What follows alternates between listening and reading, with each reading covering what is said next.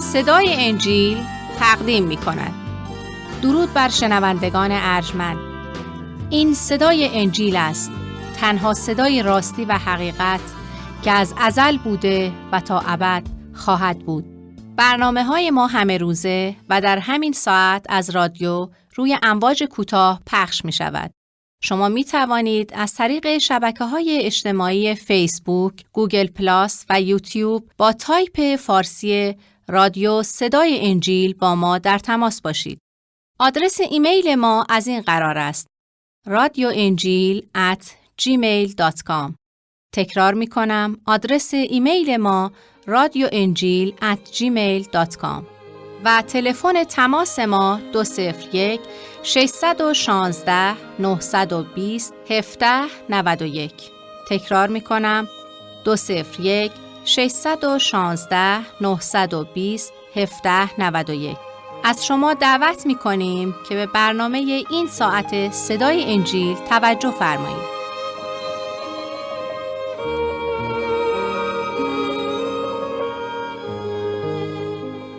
زندگی و تعلیمات عیسی مسیح، برنامه از صدای انجیل.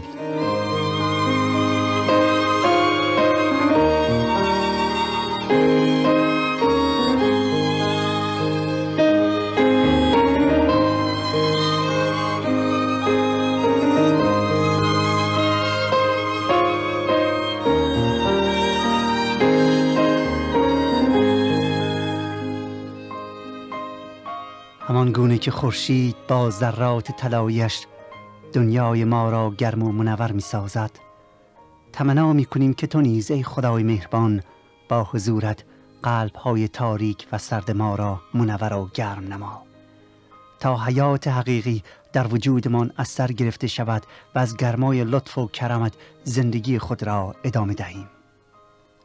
خدایا، اعتراف می کنیم که سراسر زندگیمان در گناه به سر برده و با آنکه لیاقت کرم و رحمت تو را نداشتیم، ولی تو نسبت به ما مهربان بوده و با محبت بی پایانت که در عیسی مسیح آشکار ساخته ای، ما را از بخشش خود، از فیض و رحمت خود بهره مند کرده ای و ما را بخشیده و پاک نمودی. ای خداوند، بگذار که به عظمت محبت و کرم و سخاوت تو پی ببریم. بگذار عمق گذشت و بخشش تو را درک کنیم تا ما نیز با قدرت تو دیگران را هم ببخشیم و گذشت را جزئی از صفات خود سازیم. تو را شکر می‌کنیم که عیسی مسیح را فرستادی تا محبت تو را بر ما آشکار کند. اکنون که توجه خود را معطوف به کلام مقدست می‌کنیم، تمنا این که به ما بصیرت و فهم روحانی عنایت فرما تا از کلام تو چیزهای عجیبی را بیاموزیم. این تمنا را به نام نامی کلمه آشکار شده تو، یعنی عیسی مسیح زنده می طلبیم. آمین.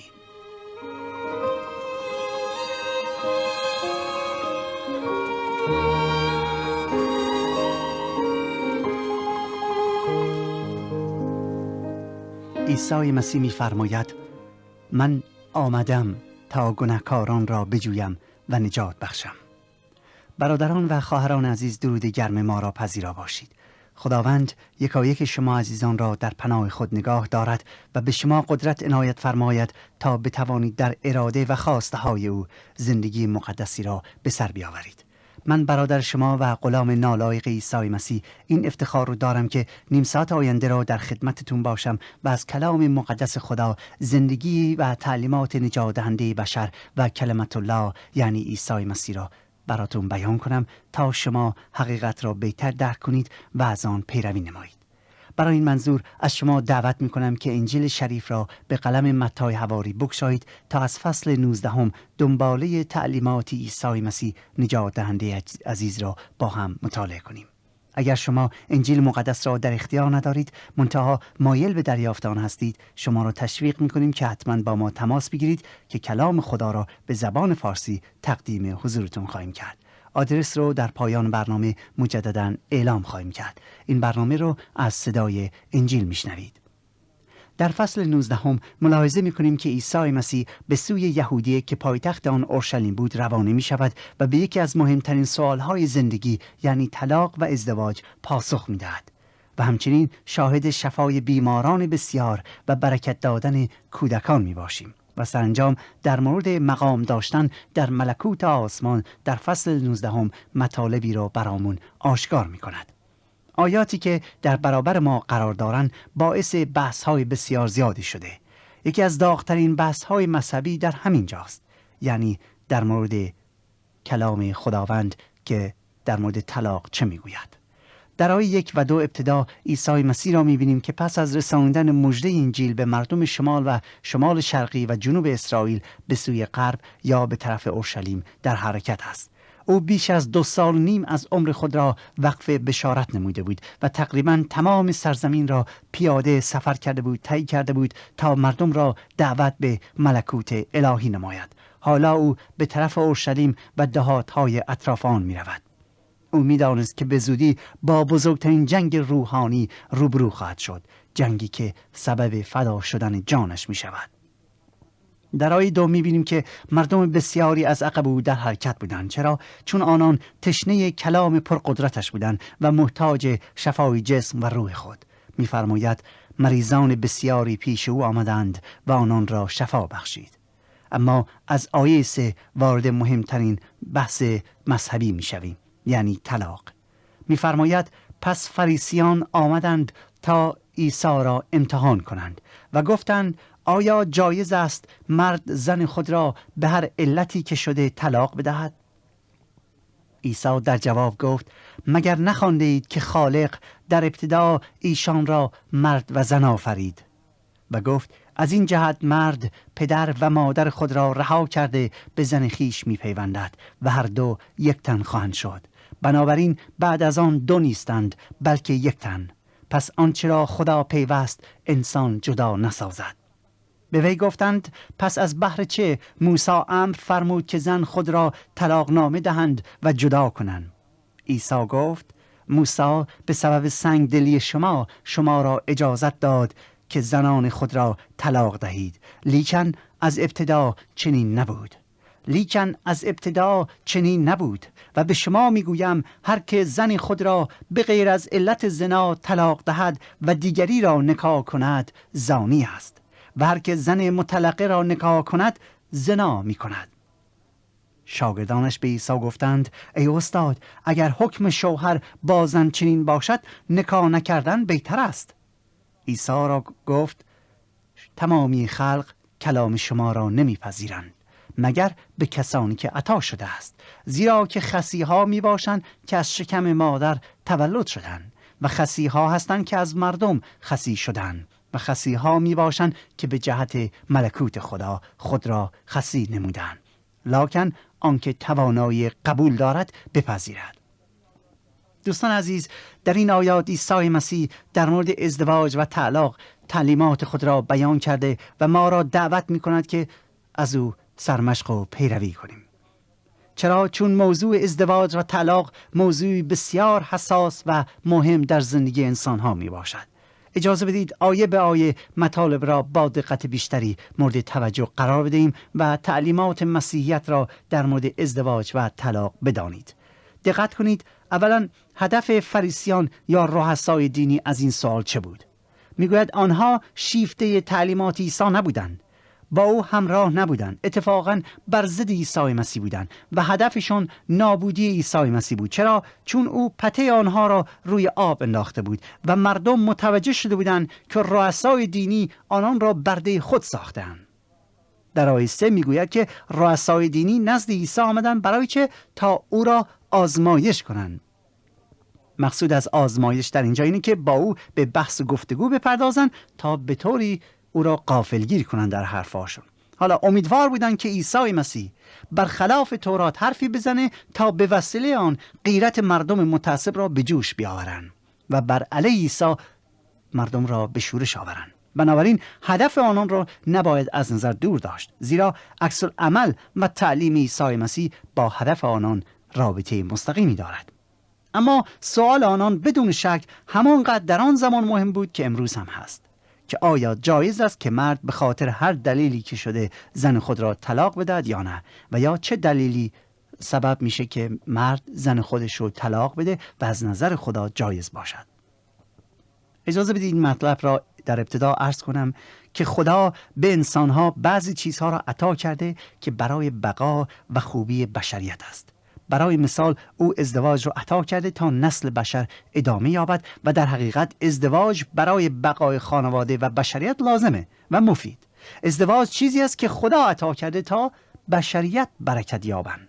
حال این انسان‌ها چه با خدا باشند و چه بی خدا، چه پیرو حق باشند و چه کافر.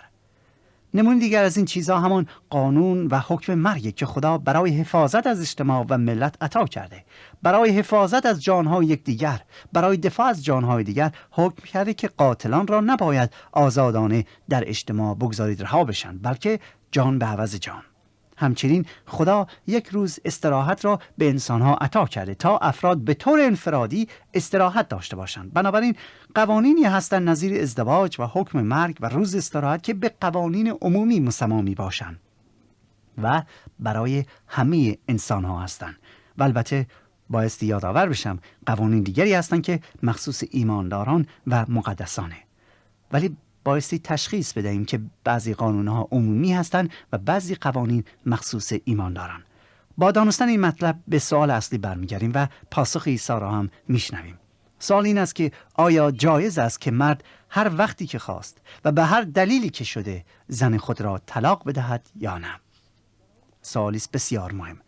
در آیه 4 عیسی مسیح توجه آنان را به ابتدا و منشأ ازدواج جلب می کند، به آغاز آفرینش زن و مرد اشاره می کند و عقیده و هدف خدا را از ازدواج بیان می نماید. در قانون شریعت موسی اجازه طلاق داده شده است، به طوری که در فصل 24 از کتاب تثنیه آیه اول اینطور آمده است: چون کسی زنی گرفته به نکاح خود درآورد، اگر در نظر او پسند نیاید از اینکه چیزی ناشایسته در او یابد، آنگاه طلاق نامه به دستش دهد و او را از خانه‌اش رها کند و از خانه او روانه شده برود و زن دیگری بشود. این دستور موسی بود که اگر در زن چیز ناشایسته یافت شد، مرد مختار بود که او را طلاق بدهد. ولی هدف و مقصود خدا از ازدواج در آیه 5 و 6 آمده است، یعنی آنچی که خدا پیوست انسان جدا نسازد.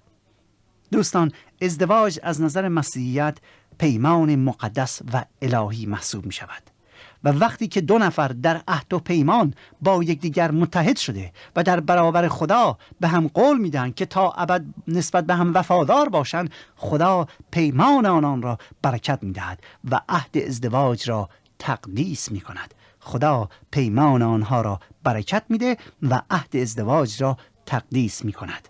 این پیمان را نباید هیچ کسی برهم بزند. این هدف اصلی و اراده خدا از ابتدا بوده. اما بدبختانه گناه وارد خانواده بشر میشه. طلاق در هدف و نقشه خدا هرگز راهی نداشت و نداره. چرا؟ چون گناه در نقشه و هدف عالی خدا نبود و طلاق همیشه در نتیجه گناه است. دقت کنید، طلاق همیشه در نتیجه گناه است و این حقیقت محض، اگرچه شاید به مذاق شما شیرین نباشه، ولی حقیقت محض که طلاق همیشه نتیجه گناه می باشد. در هر رابطه زناشویی که به طلاق انجام میده و می انجامد، گناه به طریقی در آن ریشه دوانیده است. وقتی مسیح به رؤسای مذهبی این تعلیم را میداد که خدا هرگز با طلاق خوشنود نمی بوده و مقصود ازدواج طلاق نیست، آنها تعجب میکنن. برای همینه برمیگردن به مسیح میگوین که اگر اراده خدا نیست که طلاقی در کار باشه، پس چرا موسی فرمود که طلاق نامه به همسر خود بدهید؟ در آیه 8 مسیح میگوید به خاطر سنگدلی شما موسی این را فرمود، به خاطر اینکه شما مردها اینقدر رند و بیرحم هستید. ولی این چیزی نبود که خدا در آغاز خلقت در نظر داشته. دوستان، ازدواج به بشریت از جانب خدا عطا شد و زیباترین و عالیترین و شیرینترین رابطه‌ای که بین مرد و زن ممکن به وجود بیاید در همون ازدواج است. این رابطه مقدس ازدواج در هیچ رابطه دیگری وجود نداره. به طوری که انجیل رابطه کلیسا با عیسی مسیح را با رابطه در ازدواج مقایسه کرده. اینقدر عزیز و عالی و بی‌نظیر باید باشه. در نتیجه به ما تعلیم میده که ازدواج بر عالی ترین معیار اخلاقی قرار گرفته. ولی وقتی شخصی در ازدواج از وظیفه خود غافل میشه، وقتی که ما مسئولیت خود را در ازدواج اجرا نمی کنیم، به عمل نمی آوریم، آن وقت است که ما سقوط می کنیم و در نتیجه سخت دلی ما را تسخیر می کند و ازدواج در واقع به یک زندان تبدیل میشه. و بدبختانه این نوع ازدواج و رابطه خانواده های بسیاری را تسخیر کرده و باید گفت که ازدواج یا در آسمان تقدیس شده و یا در جهنم افتاده. به عبارت دیگر جای سومی وجود ندارد. یا ازدواجی که شما دارید مثل بهشت عالی خوب پاک مقدس شیرینه و یا در واقع در جهنم است. و فراموش نکنید که خداوند ازدواج را تقدیس نموده تا بشر اوج مشارکت و رابطه زیبا و شیرینی با یکدیگر داشته باشه. ولی انسان بر اثر گناه این رابطه و این هدف عالی را تبدیل به جهنم کرده. وقتی که ازدواج اساس غلطی داشته باشه و شخص سخت دل و مغرور حاضر به گذشت نباشه و از خودگذشتگی نداره و حاضر نیست فروتن باشه و حلیم باشه، آن ازدواج معنی اصلی را از دست داده و ازدواج نیست. مسیح میگوید موسی اجازه داد طلاق بگیرید به خاطر سخت دلی شما. به زبان دیگر خداوند اجازه داد آنان طلاق بگیرن و البته این سخن از رحم خدا میکنه. چرا؟ چون هدف او هرگز این نبوده که طلاقی باشه. طلاق خلاف هدف و مقصود خداست. بلکه از آن جهت میگوییم که این فرمان خدا به موسی در مورد طلاق رحمت خدا را آشکار میکنه اینه که آن شخصی که به او ظلم شده اجازه داشته باشد که دوباره ازدواج کند. و البته در نقشه خدا باز تکرار میکنم طلاق وجود ندارد. میدونم گروهی از شما که اکنون به صدای من گوش میدهید طلاق گرفته اید و یا در حال طلاق گرفتن هستید و مزه تلخ رابطه غلط و نادرست در ازدواج را چشیده اید. ولی بگذارید دوستان عزیز تکرار کنم که واقعیت اینه که ریشه در هر طلاق را باید در گناه یافت. شاید این براتون مشکل باشه که بپذیرید، زیرا میگوید که ما شما را گناهکار و مقصر خطاب میکرده ایم و پذیرفتن خطا و اعتراف به آن آسان نیست. این رو میدونم، ولی دوستان عزیز واقعیت این است که همه ما خطا کردیم و همه ما گناهکاریم. خداوند این را فرموده و برای همین است که انجیل ما را دعوت میکنه که توبه کنیم. انجیل ما را دعوت میکنه که از گناه خودمون پشیمان بشیم و نسبت به آن اعتراف کنیم.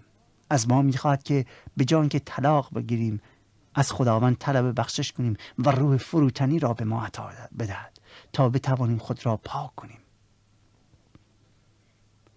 دوستان عزیز، به جای اینکه فکر طلاق باشید، به جای اینکه فکر ازدواج با دیگری باشید، بیایید فروتن شوید و رابطتون رو با همسرتون درست کنید. پس از این همه مقدمه عیسی مسیح جواب سوال را میدهد که اساس تعلیمات مسیحیت در مورد طلاق است. آیه 9 میگوید که من و شما، دقت کنید، من و شما، هر کسی دیگه به غیر از علت زنا، به هر علت دیگری که ممکن باشه زنمون رو طلاق بدهیم و با زن دیگری ازدواج کنیم، زنا کرده ایم و زناکار محسوب میشویم. یک بار دیگر آیه را میخونم، خودتون گوش کنید ببین مسیح چه میگوید. میگوید لیکن به شما میگویم هر کس به غیر از علت زنا به هر علت دیگری زنش را طلاق بدهد و با زن دیگری ازدواج کند، آن مرد زناکار محسوب میشود.